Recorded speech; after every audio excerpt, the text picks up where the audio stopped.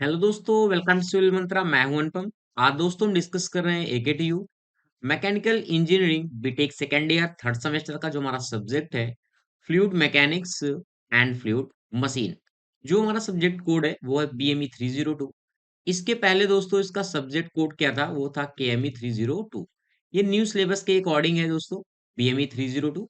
और इसी के अकॉर्डिंग क्या करेंगे, हम अपना डिस्कस करेंगे जो भी इंपॉर्टेंट टॉपिक होंगे। इसके पहले ऑलरेडी दोस्तों 1, 2 और 3 यूनिट मैंने डिटेल से डिस्कस किया हुआ है। अगर आपने वो वीडियो नहीं देखा है दोस्तों तो जरूर देख लें। यहाँ पे हम बात करेंगे यूनिट 4 का पार्ट 3। इसके भी 2 पार्ट मैंने ऑलरेडी डिस्कस किए हुए हैं। यूनिट 4 हमारा क्या है, वह है impact of jet, impulse turbine and reaction turbine. First part में इम्पैक्ट ऑफ जेट के बारे में, सेकंड टरबाइन में इम्पल्स टरबाइन के बारे में मैंने डिस्कशन किया है। तो बात करते हैं रिएक्शन टरबाइन के कुछ इंपॉर्टेंट टॉपिक। स्टार्ट करते हैं दोस्तों अपने यूनिक सीरीज के साथ। अगर दोस्तों आपने अभी तक चैनल को सब्सक्राइब नहीं किया है तो जरूर सब्सक्राइब कर लें। पहले देख लेते हैं हम क्या क्या टॉपिक इसमें डिस्कस करने वाले हैं पार्ट 3 पे। फर्स्टली हम बात करेंगे comparison between impulse turbine and reaction turbine. जो आपके एग्जाम में अक्सर पूछा जाता है कि कंपैरिजन बताओ इम्पल्स टरबाइन और रिएक्शन टरबाइन के बीच में, और ये 10 नंबर में भी पूछ लिया जाता है। या एक क्वेश्चन देके दूसरे क्वेश्चन में क्या करता है, अटैच करके 2 क्वेश्चन पूछ लेता है। सेकंड हम बात करने वाले हैं रेडियल फ्लो रिएक्शन टरबाइन के बारे में, या फिर हम उसे फ्रांसिस टरबाइन भी कहते हैं। इसका कंस्ट्रक्शन डिटेल क्या होता है, ये सारी चीजें हम बात करेंगे। थर्ड हम बात करने वाले हैं work done per second per unit weight of water in reaction turbine, जो कि आपके एग्जाम में प्रूव करने के लिए देता है कि शो करो कि work done per second per unit weight of the water in reaction turbine. जो हमारा आता है वो आता है 1/G VW1 एंड U1। जहाँ पे VW1 हमारा क्या होता है, वेलोसिटी ऑफ फ्रिल होता है इनलेट के लिए। और हमारा जो U1 होता है वो क्या होता है, टेंजेंशियल वेलोसिटी होता है व्हील के लिए। तो हम आगे देखेंगे कैसे प्रूव किया जाता है। लास्ट हम बात करने वाले हैं governing mechanism of Francis turbine के बारे में। तो यहाँ से दोस्तों आपको 4 यूनिट कंप्लीट हो जाएगा पूरा। तो आइए दोस्तों स्टार्ट करते हैं अपना आगे का topic. Radial flow reaction turbine, इसे हम फ्रांसिस टरबाइन भी कहते हैं। ओके, अब हम बात करते हैं कि पहले रेडियल फ्लो रिएक्शन टरबाइन का नाम जान लेते हैं। रेडियल फ्लो का मतलब क्या है, जो इसकी डायरेक्शन है फ्लो ऑफ वाटर की, वो क्या होती है, रेडियल होती है। ठीक है, अब बात करते हैं रिएक्शन टरबाइन की बात करते हैं। अगर हम रिएक्शन टरबाइन की बात करें तो रिएक्शन टरबाइन में क्या होता है, जो हमारी काइनेटिक एनर्जी होती है और हम पोटेंशियल एनर्जी होती है, दोनों का हम यूज करते हैं। ओके, इसके अगर टाइप की बात करें तो टाइप के बारे में दोस्तों नेक्स्ट वीडियो में हम डिस्कस करेंगे।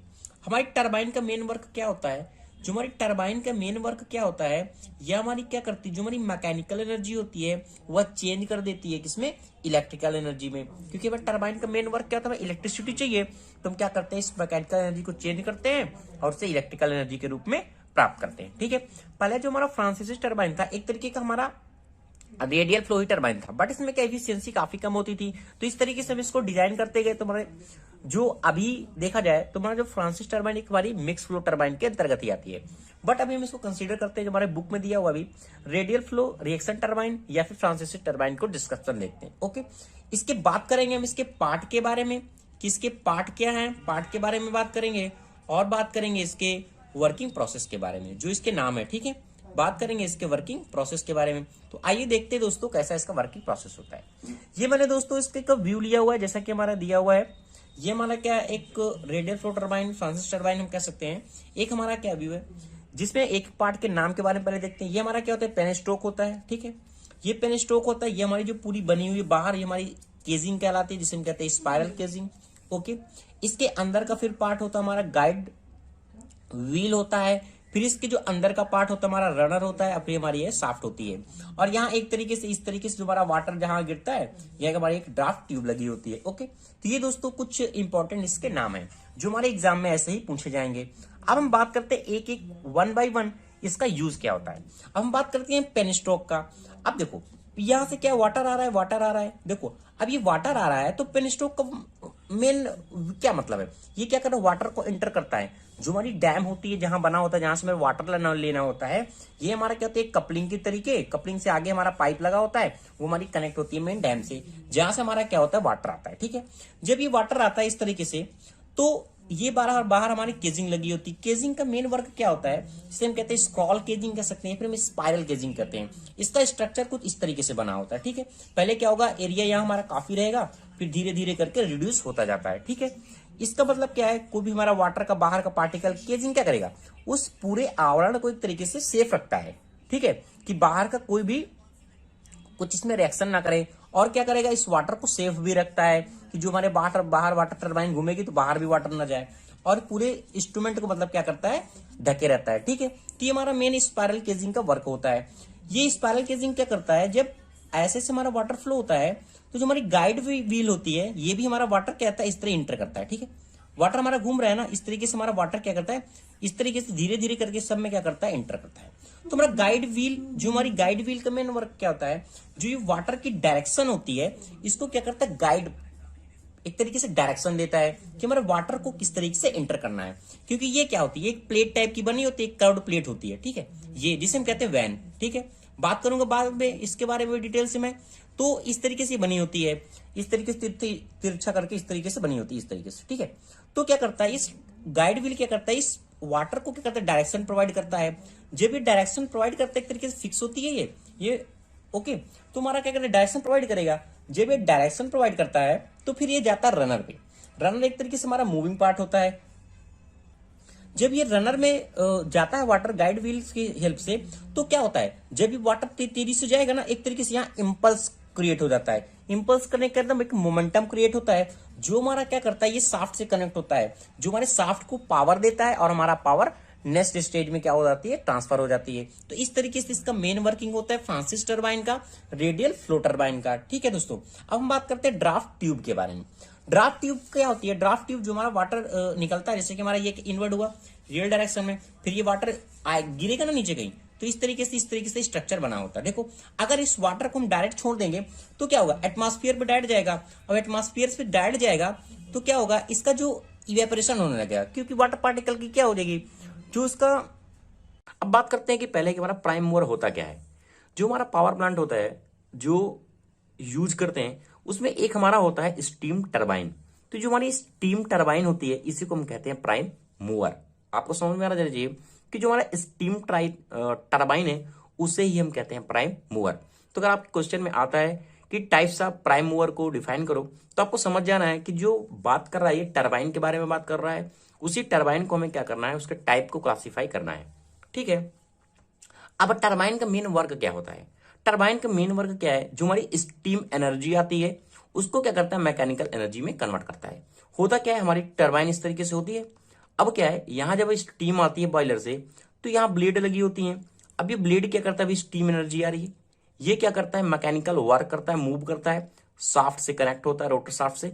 अब ये क्या है, हमें आगे मैकेनिकल वर्क करता है और हमें इलेक्ट्रिकल एनर्जी मिलता है, ठीक है। तो ये मेन वर्क क्या है, स्टीम टरबाइन का होता है। अब इसका प्रोसेस क्या है, पहले क्या होता है, स्टीम आती है, स्टीम एनर्जी आती है, फिर ये क्या मूव कर रही है, यानी काइनेटिक एनर्जी जनरेट हो रही है। फिर जो काइनेटिक एनर्जी है, वही हमारा क्या है, मैकेनिकल एनर्जी में कन्वर्ट हो जाती है। फिर आगे हम क्या करते हैं, उसको इलेक्ट्रिकल एनर्जी में, इलेक्ट्रिसिटी के तौर पे यूज करते हैं। ये हमारा होता है स्टीम टरबाइन का मेन वर्क। अब बात करते हैं इसके क्लासिफिकेशन के बारे में, जो इंपॉर्टेंट क्लासिफिकेशन के बारे में दोस्तों ओनली बात करेंगे, जो आपके हमारे एग्जाम में दिया हुआ है। क्लासिफाई स्टीम, अगर टरबाइन की बात करें तो कई सारे हैं। इंपल्स टरबाइन हो गया, रिएक्शन टरबाइन हो गया, सिंगल स्टेज टरबाइन हो गया, मल्टी स्टेज टरबाइन हो गया। बट हम बात करेंगे यहाँ इतने जो मैंने लिखे हुए, जो आपके एग्जाम से भी पॉइंट ऑफ व्यू से बहुत इंपॉर्टेंट है। तो फर्स्टली हम बात करेंगे कि हम इंपल्स टरबाइन हमारी क्या होती है, रिएक्शन टरबाइन क्या होती है, condensing and non condensing turbine के बारे में, बैक प्रेशर स्टीम टरबाइन के बारे में, और एक्सट्रैक्शन स्टीम टरबाइन के बारे में। यही आपके दोस्तों बुक में दिया हुआ है, 5 टाइप के जो टरबाइन है, इन्हीं के बारे में डिटेल से बात करते हैं। तो हम स्टार्ट करते हैं पहला कि हमारा इंपल्स टरबाइन क्या होता है और रिएक्शन टरबाइन क्या होता है। अगर टरबाइन के बारे में आता है तो आप इस तरीके से इंपल्स टरबाइन के बारे में अलग से लिख सकते हैं, रिएक्शन के बारे में भी अलग अलग से लिख सकते हैं, या फिर इनको दोनों का डिफरेंट आता है तो दोनों दिखा सकते हैं। इसलिए मैंने कॉमन वीडियो दोस्तों इसमें बनाया हुआ है। अब बात करते हैं कि पहले हमारा इंपल्स टरबाइन क्या होता है, रिएक्शन टरबाइन क्या होता है, दोनों में अंतर क्या होते हैं। देखो, यहां क्या कह रहा है कि इंपल्स टरबाइन, अब क्या है हमारा, ये क्या है, टरबाइन है, टरबाइन की ब्लेड है, रोटर है, ठीक है। अब क्या है, यहां से क्या है, नोजल से हमारी स्टीम आती है। जब स्टीम आती है तो ये क्या है, ब्लेड क्या है, मूव करता है। जब ब्लेड मूव करता है तो यानी कहने का मतलब यहाँ क्या होता है, काइनेटिक एनर्जी जनरेट होती है। बट जो प्रेशर है वो क्या है, रिमेंस कांस्टेंट रहता है। इस टाइप की जो टरबाइन होती है वो हमारा होता है इम्पल्स टरबाइन। तो मेरा फर्स्ट पॉइंट क्या है कि steam turbine the blade with in kinetic energy, यानी कहने का मतलब जब स्टीम हमारी आती है ब्लेड से स्ट्राइक करते हैं तो यहाँ ओनली काइनेटिक एनर्जी जनरेट होती है। बट जो हमारी प्रेशर एनर्जी होती है वो हमारे क्या होते हैं, रिमेंस कांस्टेंट रहती है। आ रही है किस ब्लेड पे पड़ रही है उससे कोई मतलब नहीं है, जो इसका प्रेशर है वो हमेशा कांस्टेंट रहता है इन इम्पल्स टरबाइन में। अब रिएक्शन टरबाइन में क्या होता है कि steam strike the blade with the pressure energy and kinetic energy, यानी जो रिएक्शन टरबाइन होती है उसमें काइनेटिक एनर्जी होती है बट जो प्रेशर एनर्जी होती है वो भी इंक्लूड रहती है। यानी हमारा जो प्रेशर एनर्जी है और काइनेटिक एनर्जी है दोनों होता है इन रिएक्शन टरबाइन में। फर्स्ट पॉइंट हो गया। सेकेंड पॉइंट क्या कह रहा है कि स्टीम प्रेशर कांस्टेंट, जैसे कि बताया कि जो स्टीम का प्रेशर है वो कांस्टेंट रहता है, किसी भी ब्लेड पे पड़ेगा वो क्या है, कांस्टेंट रहेगा। स्टीम प्रेशर इज रिड्यूस्ड, इस पे क्या होता है, अगर हम नेक्स्ट वीडियो में इसके बात करेंगे ग्राफ के बारे में तो दिखाएंगे कि हमारा जो प्रेशर होता है इसका कंटिन्यू क्या होता है, रिड्यूस हो जाता है। कैसे, इस तरीके से कुछ स्ट्रक्चर बना होता है इसका, इस तरीके से रिएक्शन टरबाइन का। तो प्रेशर इसमें क्या होता है, कंटिन्यू रिड्यूस होता है। हमारी क्या हुई, आया स्टीम आई, ब्लेड से टकराई, इसके अंदर और भी ब्लेड होती है, केजिंग होती है, तो इसका ऐसा स्ट्रक्चर बना होता है कि जो इसका प्रेशर होता है वो क्या होता है, रिड्यूस होता है। Okay. Second, blade are symmetrical. अब जो इम्पल्स टरबाइन होती है हमारी, इसमें ब्लेड सिमेट्रिक होती है। अब सिमेट्रिक का मतलब क्या है, ऐसे कर्व है और ये ऐसे कर्व है, तो यानी दोनों क्या है, एक दूसरे के सिमेट्रिक है। अगर इसके मिरर इमेज देखें तो ये ऐसे दिखेगा और ये भी कप टाइप में ऐसे दिखेगा, तो ये क्या एक तरीके के हमारे सिमेट्रिक है दोनों एक दूसरे के। तो इनकी ब्लेड क्या होता है, जो ब्लेड लगी होती है इसमें कप टाइप की, वो क्या होती है, सिमेट्रिक होती हैं। लेकिन जो रिएक्शन टरबाइन है इसमें ब्लेड हमारी सिमेट्रिक नहीं होती है। ओके। इफिशियंसी लेस होती है। जो हमारी इम्पल्स टरबाइन होती है इसकी इफिशियंसी भी हमारी कम होती है, लेकिन जो हमारा रिएक्शन टरबाइन होता है इसमें इफिशियंसी क्या होती है, हमारी ज्यादा होती है। पांचवा पॉइंट क्या है कि number of the stage required are less for same power development. यानी अगर हम बात करें इम्पल्स टरबाइन की तो इसमें स्टेज, यानी अगर हम कई सारी टरबाइन लगा रहे हैं तो हमें इसमें ऐसी जरूरत नहीं पड़ती। हमें जो इसमें नंबर ऑफ द स्टेज है वो बहुत ही कम जरूरत पड़ती है। यानी हमें अगर सेम पावर चाहिए, कुछ पावर चाहिए, तो हमने क्या किया, स्टीम उस प्रेशर से काइनेटिक एनर्जी से डाला, प्रेशर हमारा कांस्टेंट है, हमें उतना आउटपुट मिल जाता है। हमें बहुत ज्यादा स्टेज की जरूरत नहीं पड़ती कि लो प्रेशर टरबाइन लगाना पड़ेगा, फिर हाई प्रेशर टरबाइन लगाना पड़ेगा, उनको कंबाइन करना पड़ेगा, ऐसी कोई जरूरत नहीं पड़ती। हमें डायरेक्ट जो पावर चाहिए वो हम क्या कर सकते हैं, मिल जाता है हमें इम्पल्स टरबाइन में। बट जो हमारी रिएक्शन टरबाइन होती है उसमें ऐसा नहीं होता। Number of the stage required for more same power development. यानी अगर हम देखें कि जो रिएक्शन टरबाइन होती है इसमें कई सारे पावर की जरूरत पड़ती है, यानी स्टेज की जरूरत पड़ती है अगर हमें सेम पावर को चाहिए। ठीक है, तो ये हमारा होता है रिएक्शन टरबाइन में। लेकिन अगर ज्यादातर केस में देखिए वहां रिएक्शन टरबाइन ही यूज करते हैं। क्यों यूज करते हैं, क्योंकि इफिशियंसी भी इसकी दोस्तों क्या होती है, हाई होती है। बट हमें कोई छोटा आउटपुट चाहिए, हमने सिर्फ 10 किलोवाट का लगाया, हमें 10 किलोवाट का ही चाहिए, तो हम क्या कर सकते हैं, वहां इम्पल्स टरबाइन का यूज करते हैं। ओके। जो मेरा 6 पॉइंट है कह रहा है कि steam may or may not be admitted over the whole circumference. कहने का मतलब जो हमारी स्टीम आ रही है अब क्या है, डायरेक्ट कप में टकराती है, ये ब्लेड क्या है, मूव होने लगता है और हमें एनर्जी जो चाहिए वो हमें यहीं से मिल जाता है। बट यानी कहने का मतलब, और जो वाटर होता है इसमें वो पूरे होल सर्कमफेरेंस पे टकराए या ना टकराए उससे कोई मतलब नहीं है। एक ब्लेड पे आया, सिंगल ब्लेड पे, और ये वर्क करने लगता है। But steam must be admitted over the whole circumference. यानी लेकिन जो रिएक्शन टरबाइन होती है, उसमें क्या है, ऐसे मनस स्ट्रक्चर है इस तरीके से, तो इसमें क्या है, पूरी तरीके से स्टीम भर जाएगी पहले, फिर जब ये क्या है वर्क करेगा, तो ये होता है हमारा रिएक्शन टरबाइन में। यानी जो उसकी ब्लेड होती है, एरिया होता है वो पूरा क्या होता है, भरा हुआ होता है, तब उसके बाद हमारी क्या है, ब्लेड वर्क करती है। तो ये होता है हमारा रिएक्शन टरबाइन में।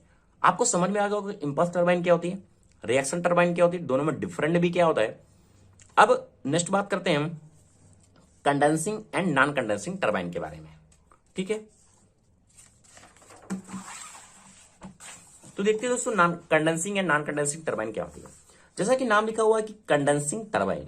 कंडेंसिंग टरबाइन में क्या है, जो हमारा कंडेंसर होता है हम यूज करते हैं कंडेंसर का। किसका यूज करते हैं, कंडेंसर का यूज करते हैं। और कंडेंसर का मेन वर्क क्या होता है, जो स्टीम हमारी निकलती है जो वेपर के फॉर्म में रहती है उसको अगेन क्या करता है, लिक्विड में चेंज कर देता है।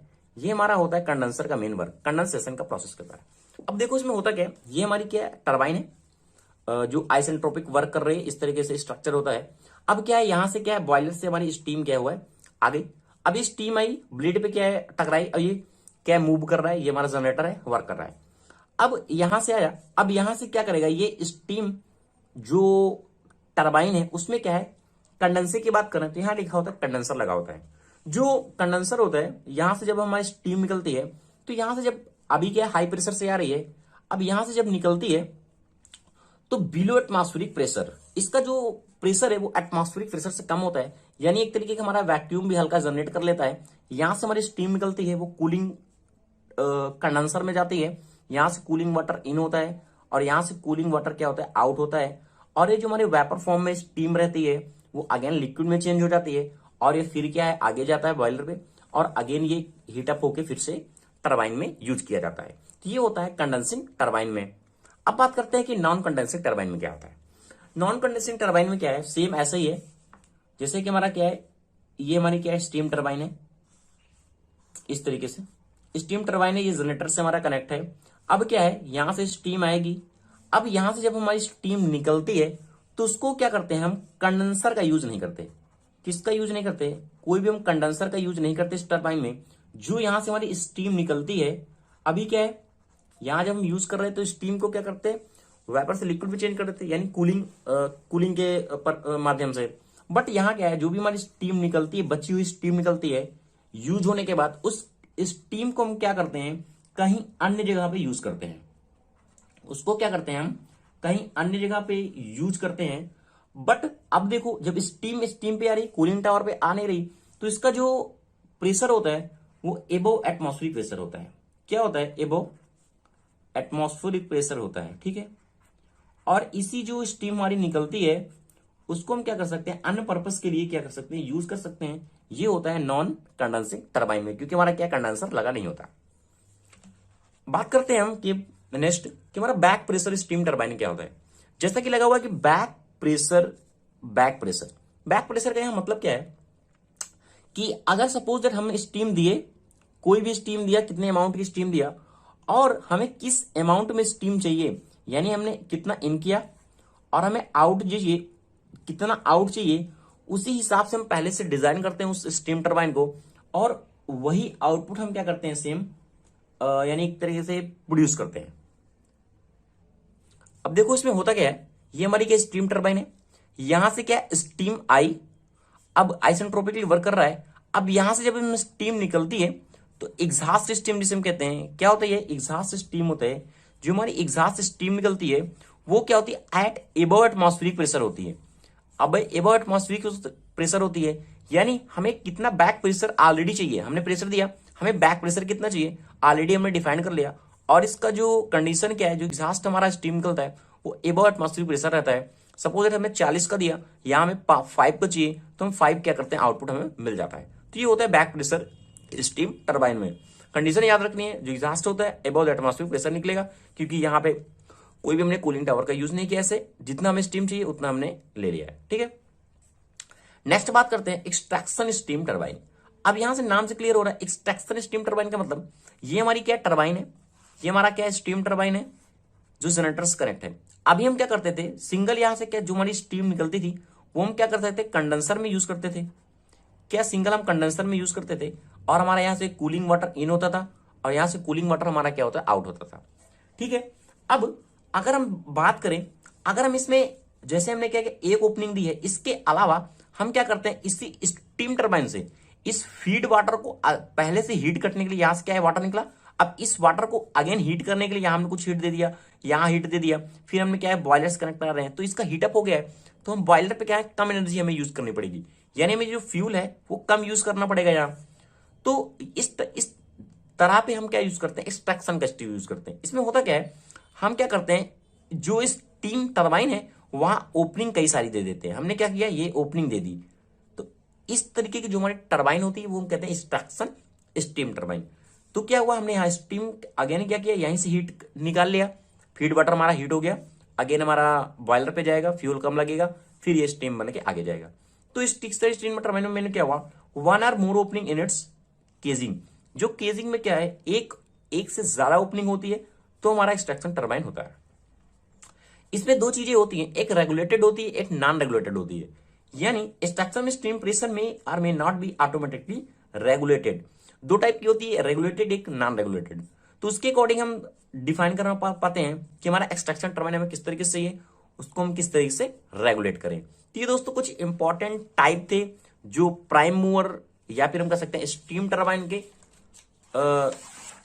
दोनों थे। ठीक है, अब आपको समझ में आ गया होगा कि हमारा प्राइम मूवर क्या होता है और स्टीम टरबाइन का क्लासिफिकेशन किस तरीके से कर। कह रहा है कि so that the work done per second per unit weight of water in a reaction turbine is given as 1/g VW1 and U1। हमें क्या करना है, दिखाना है, क्या करना है, वर्क डन पर यूनिट पर वेट कितना हमारा होगा इन रिएक्शन टरबाइन में, हमें प्रूव करना है 1/g VW1 और U1। जहां हमारा जो VW1 है वेलोसिटी ऑफ व्हील है एट इनलेट के लिए, और हमारा जो U1 है वो tangential velocity of wheel eight inlet का है। ठीक है, ये शो कर रहा है। इस वीडियो में दोस्तों हम बात कर लेंगे कि हमारा वेलोसिटी ट्रायंगल क्या होता है और इसकी वर्क डन के बारे में डिस्कस कर लेंगे। तो पहले हम बात करते हैं कि हमारा वेलोसिटी ऑफ ट्रायंगल क्या होता है। ठीक है, अब देखो, जब हमारी जो ब्लेड होती है, जो ब्लेड है हमारी वैन है, वो किस तरीके से, इस तरीके से कुछ करोड़ के आकार की होती है, इस तरीके से। ठीक है, तो हम देखते हैं पहले हमारा वेलोसिटी ऑफ ट्रायंगल हमारा कितना फाइंड होगा। अगर वेलोसिटी ऑफ ट्रायंगल हम समझ में आ गया तो वर्क डन को हम क्या कर सकते हैं, इजीली फाइंड कर सकते हैं। आपके क्वेश्चन में ऐसे भी क्वेश्चन आ सकता है, फिर पूछा जा सकता है कि वेलोसिटी ऑफ ट्रायंगल क्या होगा, और उसी में पूछ लिया जाएगा वर्क डन क्या होगा 10 नंबर में। ठीक है, तो देखना है आपको 10 नंबर का दोस्तों क्वेश्चन आ सकता है ये। तो देखते हैं पहले वेलोसिटी ऑफ ट्रायंगल हमारा क्या है। देखो, हमारा वेलोसिटी ऑफ ट्रायंगल का मतलब देखते हैं, हमारी वैन क्या होती है, जो ब्लेड होती है ऐसे होती है कुछ करोड़ आकार की। अगर इसमें जो हमारा जेट लगा हुआ है ना, जो हमारा वाटर को फ्लो करेगा, जेट लगा हुआ कुछ इस तरीके से एंगल से लगा हुआ है। देखो जैसे मैंने दिखाया हुआ है, इस तरीके से हमारा जो जेट है वो वर्क कर रहा है। तो जो हमारा V1 है वो क्या है, वेलोसिटी ऑफ जेट है। तो V1 मैंने मान लिया वेलोसिटी ऑफ जेट है। जब ये कोई एंगल से जा रहा है, फ्लो हो रहा है इस वैन के ऊपर, तो जब कोई एंगल फॉर्मेशन करेगा, जैसे मैंने मान लिया इस एंगल फॉर्म कर रहा है अल्फा, तो क्या होगा, दो कंपोनेंट में टूट जाएगा। दो कंपोनेंट में एक मैंने मान लिया जो है क्या है, VW1 है, एक VF1 है। यानी इसको हम कह सकते हैं VW1 कास के लिए, ये हमारा हो गया साइन के लिए। बट ये क्या हमारा वेलोसिटी ऑफ फ्लो है, VF1 क्या है, वेलोसिटी ऑफ हमारा फ्लो है। तो इसलिए मैंने इसको VF1 इंडिकेट कर दिया। और इसको ये क्या है, जो रोटेट कर रही है, ब्लेड को क्या कर रही है, ब्लेड कर रही है, रोटेट कर रही है, इसलिए मैंने VW1 इंडिकेट कर लिया। ओके, अभी हम बात कर रहे हैं, किसकी बात कर रहे हैं, इनलेट की बात कर रहे हैं। तो आपको समझ में आ गया क्या ये वेलोसिटी ऑफ जेट है। इस तरीके से हमारी वेलोसिटी ऑफ जेट लगा हुआ देखा होगा आपने, इसके पहले भी दोस्तों मैंने ऑलरेडी डिस्कस किया। ये भैया क्या है, मेरा वेलोसिटी ऑफ जेट है। जब ये कोई एंगल पे है तो हमारा एंगल फॉर्मेशन क्या है, बस एक साइन में करता है, एक कॉस में करेगा, एक साइन में करेगा। एक क्या हो गया हमारा हॉरिजॉन्टल के लिए, एक हमारा वर्टिकल के लिए। तो दो कंपोनेंट हो गए। जो क्या कर रहा है, ये वेलोसिटी ऑफ व्हील है जो रोटेशन के लिए है, ये हमारा क्या है, वेलोसिटी ऑफ फ्लो है। ओके, अब देखो, जब ये स्ट्राइक कर रहा है वाटर इस ब्लेड पे, वैन पे, तो क्या रहा है, ये भी तो रोटेट करेगी ना। ये जो ब्लेड है, वेन है, ये भी क्या कर रही है, मैंने मान लिया ये U1 वेलोसिटी से मूव कर रही है। ये मैंने मान लिया इसका U1 वेलोसिटी है। अब जब U1 वेलोसिटी है, दोनों का कंपोनेंट है, एक हमारी रिलेटिव वेलोसिटी निकलेगी। जो रिलेटिव वेलोसिटी होगी इससे कम होगी, तो रिलेटिव वेलोसिटी को मैंने यहां इंडिकेट कर दिया इस तरीके से। जो हमारा रिलेटिव वेलोसिटी है यहाँ VR1, वो क्या है, V1 माइनस U1 है। ओके, तो ये हमारा हो गया इनलेट के लिए दोस्तों। ठीक है, अब देखो, अब ये वाटर इस तरीके से है, वेलोसिटी ऑफ जेट इस तरीके से हमारा आ रहा है, इस तरीके से देखो दिख रहा होगा आपको। तब क्या है, अब ये ऐसे करके वाटर फ्लो होगा ना, बाहर तो निकलेगा। तो हम देखते हैं इसके आउटलेट के लिए क्या होगा। आउटलेट के लिए हमारा वेलोसिटी ऑफ ट्रायंगल क्या बनेगा, आउटलेट के लिए क्या है, ये हमारा क्या है, VR1 है सबसे, तुम्हारा ये बनेगा हमारा VR2। ठीक है, सेम। अब ये हमारा क्या है, V1 है, ये हमारा V2 बन गया। ठीक है, और हमारा जो ये फ्लो वेलोसिटी था जो इनलेट के लिए था, ये हमारा क्या आउटफ्लो हो रहा है। ठीक है, सेम है, थोड़ा सा ध्यान देना है आपको।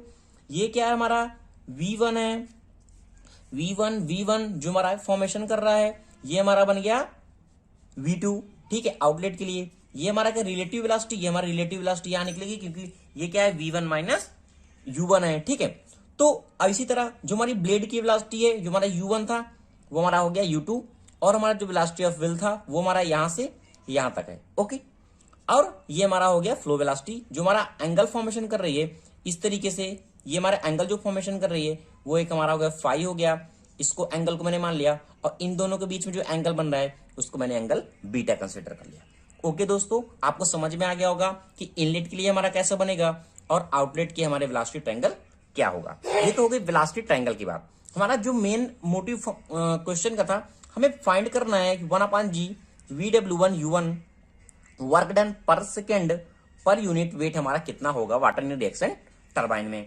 तो देखो, जब ये वाटर इसमें कंटिन्यू स्ट्राइक कर रहा है तो क्या करेगा, मोमेंट क्रिएट करेगा। क्या करेगा, मोमेंट क्रिएट करेगा। तो इसके हम देख ले कि हमारा इसमें मोमेंटम कितना होगा।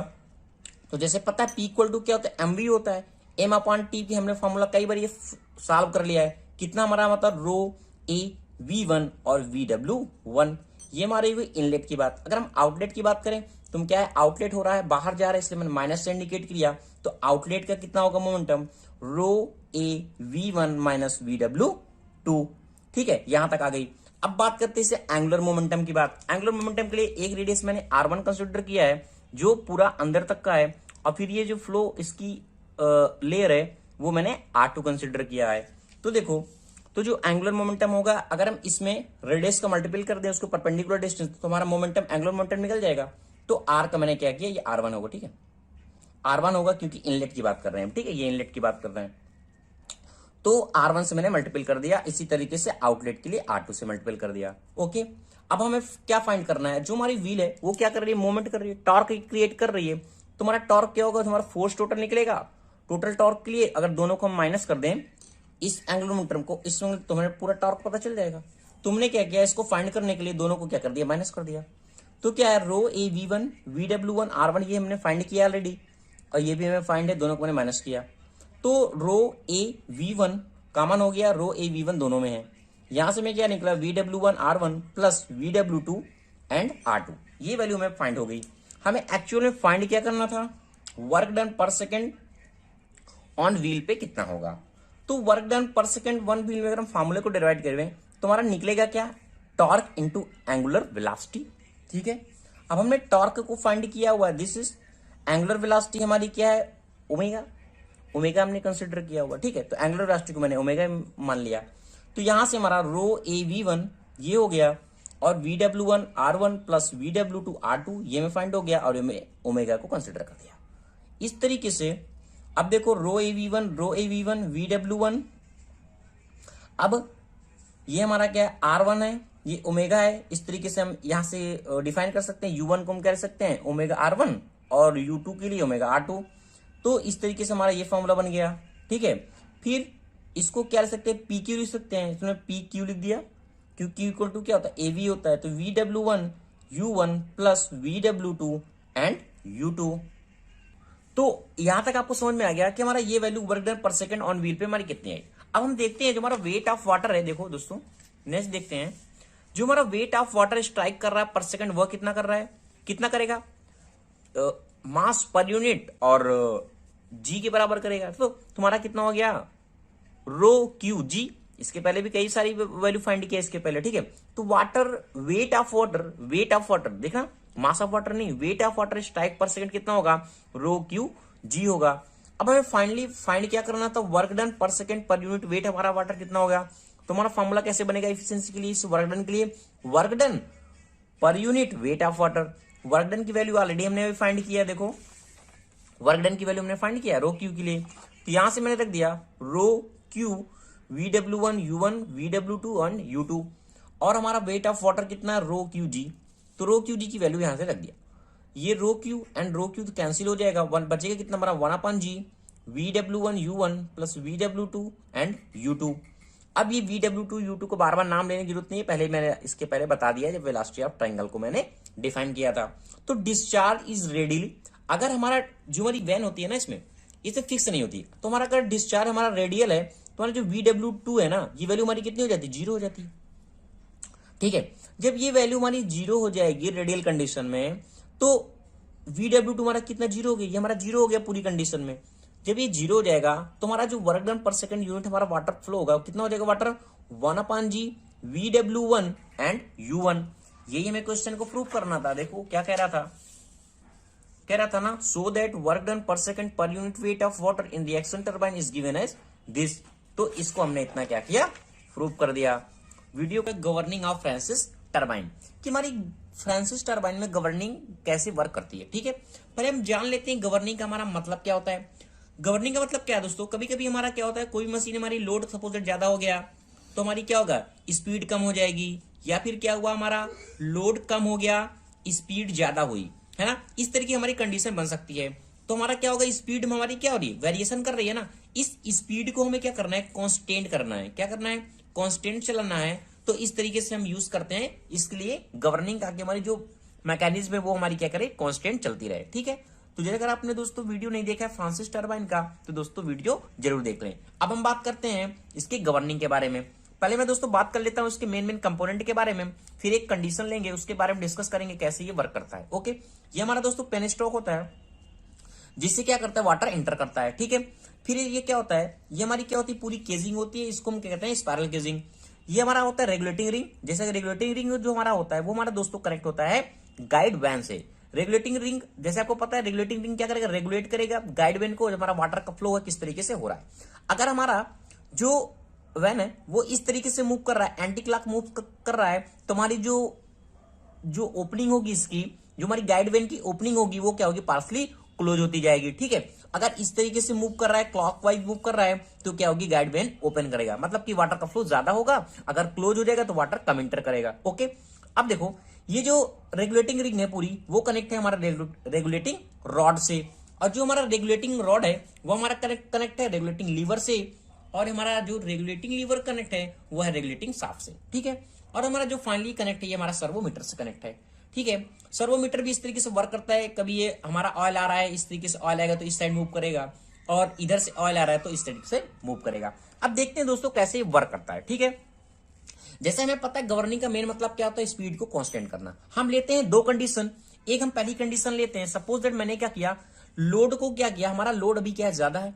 जब हमारा लोड इंक्रीज होगा, लोड ज्यादा होगा, तो हमारी स्पीड क्या होगी, कम होगी, स्पीड कम होगी। अब हमें क्या करना है, इसको कांस्टेंट करना है, यानी इस स्पीड को जो हमारी कम है स्पीड को क्या करना है, हमें बढ़ाना है। स्पीड को क्या करना है, बढ़ाना है। जब हमें अगर स्पीड को बढ़ाना है तो हमें क्या करना पड़ेगा, जो हमारी ओपनिंग है, ये जो हमारी ओपनिंग है इसको हमें क्या करना पड़ेगा, ज्यादा करना पड़ेगा। ओपनिंग जब वाटर का फ्लो हमारा ज्यादा होगा इसमें, तभी तो हमारा ये हमारा जो स्पीड होगी, फ्लो बढ़ेगा, तभी तुम्हारी स्पीड बराबर होगी इसके। तो क्या होता है, ये हमारा क्या होता है, जो हमारी गाइड वेन है ना, ओपन हो जाती है। ओपन कब होगी, जब भी हमारा मूव करेगा किस तरीके से, क्लॉकवाइज मूव करेगा। कैसे मूव कर रहा है, क्लॉकवाइज मूव कर रहा है, इस तरीके से मूव कर रहा है। कैसे मूव कर रहा है, इस तरीके से मूव कर रहा है, इस तरीके से मूव कर रहा है। देखो क्लॉकवाइज मूव करेगा तो ये भी क्या करेगा, ऐसे मूव करेगा। तो जब ये क्लॉकवाइज मूव कर रहा है, क्लॉकवाइज मूव कर रहा है, तो जो इसमें ऑयल होगा वो किस तरीके से आएगा, इधर से आएगा। यहां फिल हुआ, जब ये यहां फिल होगा तो ये इसको क्या करेगा, क्लोज करेगा। ये इसको क्लोज करेगा तो इस तरीके से हमारा कंटिन्यू कंडीशन चलती रहती है, और हमारा ये वाल्व क्या होता है, ओपन हो जाता है, जिससे क्या होता है, हमारा वाटर इंटर करता है गाइड वेन के सारे ज्यादा इंटर करता है, और हमारी स्पीड को क्या करता है, कांस्टेंट कर देता है। ये तो हमारी होगी जब हमारा लोड क्या है, इंक्रीज हो रहा है। आपको समझ में आ गया होगा। दूसरी कंडीशन देखते हैं, सपोज दैट मैंने मान लिया हमारा लोड अभी क्या है, कम है, लोड हमारा डिक्रीज है। ओके, लोड मैंने मान लिया भाई अभी हमारा कम है। जब हमारा लोड कम होगा तो मेरा जो स्पीड होगी वो क्या होगी, ज्यादा होगी, श्योर स्पीड ज्यादा होगी। अब जो स्पीड ज्यादा है, अभी हमें क्या करना है, कांस्टेंट करना है। जब कांस्टेंट करने के लिए क्या करना पड़ेगा, इसकी स्पीड को कम करना पड़ेगा। जब स्पीड कम होगी तो जो हमारा फ्लो होगा, फ्लो को हमको क्या करना पड़ेगा, कम करना पड़ेगा। जब हमारा फ्लो को कम करना पड़ेगा तो हमारी जो गाइड वेन है, जो हमारा गाइड वेन है किस तरीके से मूव करेगा, इस तरीके से मूव करेगा। यही मैंने दिखाया दोस्तों, जब इस तरीके से मूव करेगा तो क्लोज होगी। तो हमारा क्या मूव करेगा, जो हमारी गाइड वेन है, जो हमारी गाइड की ओपनिंग है वो कैसी होगी, एंटी क्लॉकवाइज होगी। एंटी क्लॉकवाइज होगी ना, एंटी क्लॉकवाइज होगी। जब ये एंटी क्लॉकवाइज होगी किस तरीके से मूव करेगा, इस तरीके से मूव करेगा, इस तरीके से मूव करेगा, बार बार देखो दोनों डायरेक्शन को इस तरीके से मूव करेगा। जब ये इस तरीके से मूव करेगा, इस तरीके से मूव करेगा, तो हमारा जो ऑयल जब ऐसे गया तो इस तरीके से हमारा क्या होगा, जो ऑयल का इंटर किस साइड से होगा, इस साइड से होगा ना। जब इस साइड से होगा तब ये क्या होगा, क्लोज होगा, क्योंकि इस तरीके से मूव कर रहा है। जब इस तरीके से मूव करेगा तो ये किस साइड जाएगा, इस साइड जाएगा, ये क्लोज होगा, ये ओपनिंग हो जाएगी। तो इस तरीके से दोस्तों इसका मैकेनिज्म काम करता है गवर्निंग ऑफ फ्रांसिस टरबाइन का। इस तरीके से दोस्तों आप अपने एग्जाम में लिख सकते हैं इसके कंपोनेंट के बारे में और डिस्क्राइब कर सकते हैं कैसे कनेक्ट होता है, और ये कंडीशन को भी दिखा सकते हैं कि ऐसे वर्क करती है गवर्निंग ऑफ फ्रांसिस टरबाइन। वह है कैप्लन टरबाइन। जैसे कि दोस्तों हम यूनिट 4 डिस्कस कर रहे हैं क्वांटम सीरीज का। अगर आपने दोस्तों पीछे का वीडियो नहीं देखा है दोस्तों तो जरूर देख लें। बात करते हैं दोस्तों हमारी कैप्लन टरबाइन क्या होती है और उसकी कुछ कैरेक्टरिस्टिक्स की बात करेंगे और फिर इसके बात करेंगे इसकी वर्किंग प्रोसेस के बारे में। तो बात करते हैं पहले हमारी जो कैप्लन टरबाइन होती है वो एक तरीके हमारी रिएक्शन टरबाइन होती है। अब रिएक्शन टरबाइन हम किसे कहते हैं, जिसमें काइनेटिक एनर्जी और पोटेंशियल एनर्जी दोनों का यूज करते हैं या फिर हमारे दोनों का फॉर्मेशन होता है। उस तरीके से हमारी जो भी टरबाइन होती है वह हमारी कहलाती है रिएक्शन टरबाइन। अब जो भी हमारी कैप्लन टरबाइन होती है इसका जो फ्लो होता है वो एक्सियल फ्लो होता है। एक्सियल फ्लो का मतलब क्या है, जो इसमें वाटर एंटर होता है, यहाँ केजिंग दोस्तों लगी होती है, यहाँ केजिंग होती है, जो हमारा वाटर फ्लो होता है इसमें वो क्या होता है एक्सियल डायरेक्शन में आता है और एक्सियल डायरेक्शन से क्या हो जाता है वापस हो जाता है, इसलिए इसे हम एक्सियल फ्लो टरबाइन भी कहते हैं। इसका डिस्चार्ज दोस्तों हाई होता है। डिस्चार्ज हाई होने का मतलब क्या है, जैसे वाटर आया और तुरंत हमारा क्या हो जाता है आउट हो जाता है, तो इसका डिस्चार्ज भी हाई होता है।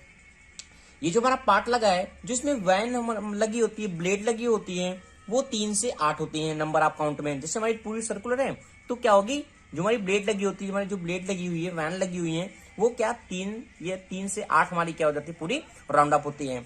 बहुत ज्यादा इसलिए नहीं लगाते, बहुत ज्यादा लगा देंगे तो क्या होगा फ्रैक्शन का लॉसेस होगा। वाटर जितना ज्यादा टकराएगा उतना ज्यादा क्या फ्रैक्शन प्रोड्यूस होगा।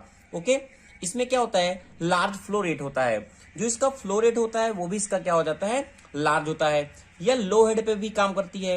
लो हेड का मतलब क्या है, अगर हमारा बहुत ज्यादा हाइट भी नहीं है वाटर की, कोई डैम भी नहीं है, तो हम वहां भी लो हेड भी है तो भी हम क्या कर सकते हैं कैप्लन टरबाइन का यूज कर सकते हैं। इसकी स्पेसिफिक स्पीड जो होती है दोस्तों वह भी क्या होती है हाई होती है। स्पेसिफिक स्पीड क्या होती है, जैसे कि हमें कोई भी टरबाइन है इसका हम एक व्यू लें डायमेंशनली आइडेंटिकली शेप में कंसीडर करें इन यूनिट पावर में। ओके, यूनिट पावर में कंसीडर करें और यूनिट हेड में जो हमारा पावर होगा वो भी यूनिट में हो और हेड भी हमारा क्या यूनिट में हो, तो हमारा जो स्पीड निकलती है वो हमारी क्या हो जाती है स्पेसिफिक स्पीड होती है, जिसे हम एनएस से डिनोट करते हैं। तो हमारे ये दोस्तों हो गए कुछ कैरेक्टरिस्टिक्स इन कैप्लन टरबाइन के बारे में। अब हम बात करते हैं कैप्लन टरबाइन के पार्ट के बारे में और कैसे इसका वर्किंग प्रोसेस होता है। ये हमारा दोस्तों कैप्लन टरबाइन होता है जिसका मैंने थोड़ा सा पार्ट लिया है जो आपके एग्जाम पॉइंट ऑफ व्यू से इंपॉर्टेंट है। ये हमारी क्या होती है साफ्ट होती है। साफ्ट हमारा क्या होता है आगे डिवाइस से कनेक्ट होता है, मोटर से कनेक्ट होता है, जो हमारा क्या करता है इलेक्ट्रिसिटी प्रोड्यूस करता है। ये हमारी होती है वैन्स होती हैं, जो हमारा एक तरीके से रनर है, यहाँ हब कहते हैं, बॉस कहते हैं। इसमें क्या होता है वैन हमारी क्या हो जाती है माउंट होती है पूरी। अब देखो इसका वर्किंग प्रोसेस क्या होता है। जब क्या होता है जो वाटर हमारा होता है एक्सियल डायरेक्शन से इसमें आता है, यहाँ केजिंग लगी होती है, यहाँ क्या लगा होता है केजिंग लगी होती है, जो हमारा वाटर इसमें आता है जिसमें टकराता है तो क्या हो जाता है जो हमारी ब्लेड है ये क्या होने राउंड अप होने लगती है, यानी घूमने लगते हैं। जब ये घूमने लगती है तो साफ्ट भी हमारा क्या हो जाता है घूमने लगता है और हमारा जो इलेक्ट्रिसिटी प्रोड्यूस होता है। अब देखो इसमें कंडीशन क्या होती है, जो हमारी इसमें की वैन होती है ये हमारी वैन जो होती है एडजस्टेबल होती है। एक हमारी अगर मैं बात करूँ एक होती है प्रॉपेलर टरबाइन। प्रॉपेलर टरबाइन में क्या होती है ब्लेड हमारी फिक्स होती है, बस अंतर इतना होता है जो हमारी कैप्लन टरबाइन होती है इसमें हमारी ब्लेड एडजस्टेबल होती है। अब एडजस्टेबल ब्लेड का मतलब क्या है, जब इसमें वाटर का हमारा दोस्तों फ्लो होता है, जब वाटर का हमारा फ्लो होता है सपोज दैट हमारा फ्लो ज्यादा हो गया, जब हमारा फ्लो ज्यादा हो गया सपोज इस तरीके की ब्लेड है, जब हमारा फ्लो ज्यादा होता है तो मैंने लिखा है कि relative velocity of the flow will be more axial. तो हमारा जो ब्लेड होता है ना वो क्या हो जाता है मोर एक्सियली हो जाता है, इस तरीके से मूव करता है। क्यों, जितना उसको वाटर की क्वांटिटी को एब्जॉर्ब करना होता है, क्योंकि हमारे कनेक्ट किससे होता है सर्वो मोटर से कनेक्ट होता है, सर्वो मोटर की मैकेनिज्म में वर्क करता है। तो इस तरीके से हमारी जो वैन होती हैं वो एक एडजस्टेबल वर्क करती हैं अकॉर्डिंग टू फ्लो के। ओके, क्योंकि हमारा जो वाटर है इस तरीके से हमारा वाटर सपोज दैट आया वी वेलोसिटी से इस प्लेट पे टकरा रहा है, ठीक है वी वेलोसिटी से, और हमारी जो एक्सियल वेलोसिटी वर्क कर रही है इस ब्लेड पे मैंने मान लिया यू है, तो जो इसको रिलेटिव वेलोसिटी प्रोड्यूस होती है डब्ल्यू मैंने कंसिडर किया है, ये क्या होता है रिलेटिव वेलोसिटी मोर एक्सियल होती है, यानी मोर एक्सियली इस तरीके से वर्क करती है। किसमें, जो हमारी वैन होती है ये। ओके, अब अगर हमारा जब सपोज दैट फ्लो रेट हमारा कम हो जाता है जब हमारा वाटर का फ्लो रेट कम होता है तो हमारी जो रिलेटिव वेलोसिटी है of the flow is more tangential. जैसे कि हमारी ब्लेड इस तरीके से लगी होती है वो क्या हो जाती है, टेंजेंशियली इस तरीके से हो जाती है। अब देखो थोड़ा समझने की कोशिश करना है, हमारी जो ब्लेड होती है अभी इस तरीके से, सपोज दैट इसमें वाटर का फ्लो ऐसे हो रहा है, ठीक है, कैसा हो रहा है, फ्लो रेट अभी कम हो रहा है। जब फ्लो रेट कम होगा तो ब्लेड क्या होगा, उतना ही तो अमाउंट ऑफ वाटर हमारा क्या करेगा, आउट करेगा। तो उसके अकॉर्डिंग हमारी जो ब्लेड होती है, जब ऐसी होती है ना, मोर ऐसी हो जाती है, ऐसी हो जाती है, क्या हो जाती है, मोर टेंजेंशियली हो जाती है। जो ब्लेड होता है उसका मोर टेंजेंशियल होता है, क्योंकि जो हमारा वाटर टकराता है वो एयर, एक तरीके से एयर लिफ्ट के द्वारा बिल्कुल फ्रैक्शन प्रोड्यूस करता है। जो वाटर है जिससे टकराएगा तुम्हारी क्या होगी, ब्लेड मूव करेगी। तुम्हारा सपोज दैट वी वेलोसिटी से हमारा जो वाटर इसमें टकराता है और हमारी यू वेलोसिटी से ये क्या करती है, वैन हमारी क्या करती है, मूव करती है इस वाटर पे, तो जो इसका फ्लो होता है वो क्या हो जाता है, मोर टेंजेंशियली होता है। इस तरीके से हमारे दोस्तों कैप्टन टरबाइन वर्क करती है। अगर इसके हम डिस्चार्ज की बात करें, तुम्हारा जो इसका डिस्चार्ज निकलता है Q equal to π/4 D naught लिखा है d0 square minus D B square VF1। VF1 क्या है, वेलोसिटी ऑफ द हमारा फ्लो है, और हमारा जो d0 मैंने कंसिडर किया है वो हमारा आउटर डायमीटर होता है, और हमारा जो dB है वो हब का डायमीटर होता है। ओके, तो इस तरीके से दोस्तों हम डिफाइन कर सकते हैं कि हमारी कैप्टन टरबाइन क्या होती है और कैसे वर्क करती है और उसके पार्ट कैसे कनेक्ट होते हैं। Thank you watching this video दोस्तों। अगर आपको वीडियो अच्छा लगा है, समझ में आए, तो प्लीज चैनल को लाइक करें, शेयर करें और कमेंट करें।